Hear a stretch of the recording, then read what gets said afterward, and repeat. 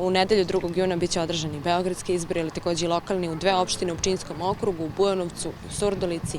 Eto da čujemo i vas kada je reč o izborima koji će se održati u nedelju.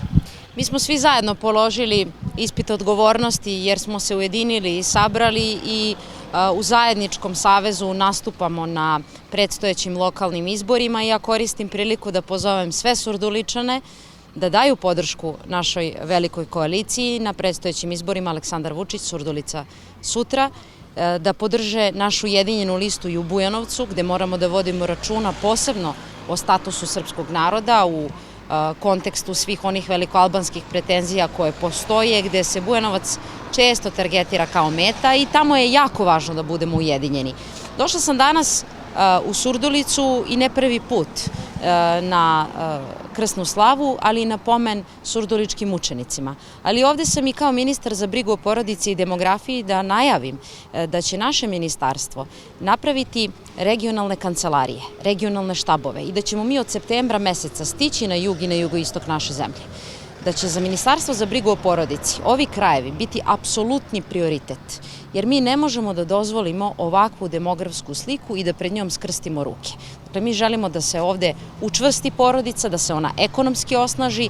Na inicijativu predsednika Republike, Ministarstvo za brigu o porodici i demografiju će zatražiti izdvajanje sredstava za rođenje prvog deteta i za rođenje drugog deteta. Imaćemo izdvajanje za rođenje prvog deteta 500.000 i za rođenje drugog deteta 600.000 dinara. To je vid konkretne podrške i pomoći koji će ohrabriti mnoge porodice i naravno nastavljamo sa projektom subvencije do 20.000 evra za kupovinu prve nekretnine za mlade bračne parove. Hoćemo da podržimo i porodice koje su ostale da žive i rade na selu. Hoćemo da podržimo i majke i žene preduzetnice, hoćemo da pokažemo da Srbija brine o svakom kutku, a posebno o ovim krajevima koji su decenijama unazad bili zapostavljeni. Dakle, od septembra meseca naši timovi biće na terenu ovde gde će ljudi moći da sa konkretnim problemima zatraže od nas konkretna rešenja. Mi imaćemo instituciju koja će ići u susret građanima i to je jedan novitet u okviru Vlade Republike Srbije i Ministarstvo za brigu o porodici neće biti kasetirano u institucijama, u kabinetima, nego će se truditi da bude sa narodom i uz narod.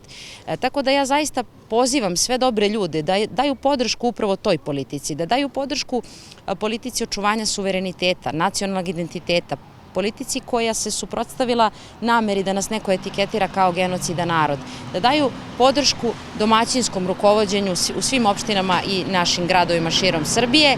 I ono što želim da najavim, naše ministarstvo je iniciralo jedan važan projekat, a to je da svaka opština dobije kancelariju za porodicu, da podržimo mladost ovde u Surdulici, naravno i u Bujanovcu, da podržimo mlade bračne parove, da nam se deca rađaju, da ispunimo škole, obdaništa, trgove, sportske terene, dečijim osmesima. To je Surdulica sutra i za Surdulicu sutra, i za Bujanovac sutra, i za Srbiju sutra. Pozivam sve da u nedelju budu odgovorni i da ne dozvole da oni koji jedino što umeju da ponude jeste kritika, ostvare značajan rezultat.